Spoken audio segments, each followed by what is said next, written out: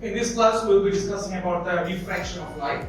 So the first thing is that we have to understand is why refraction of light occurs.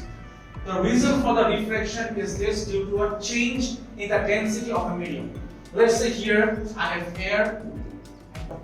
So as you will know that air is a medium and water is another medium. And since the density changes, the speed of the light changes as well. And as a result, we have a bend in the direction of the light. So this is what happens. This is the ray of light, and when it is going from this medium to another medium, the direction changes like this.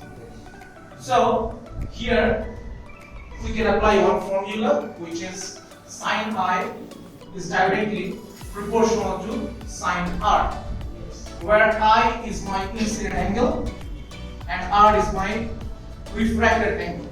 So now if I want to get rid of the proportional sign, then I will be having an equal sign and a constant. And that constant is going to be your refractive index. So this is sin I is equals to n times sin R. And the refractive index remains constant for any pair of medium. So for air and water, we have a certain refractive index.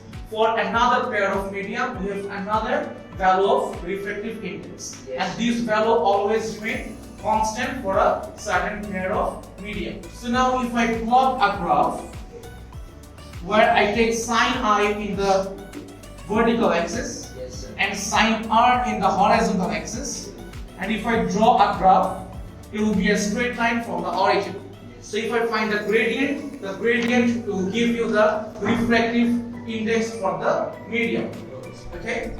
So you have to indicate the gradient over here by drawing a triangle like this. Okay? So then, if you make n as the subject, then it will be n equals to sin I over sin R.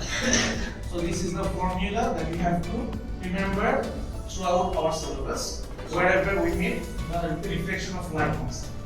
Okay?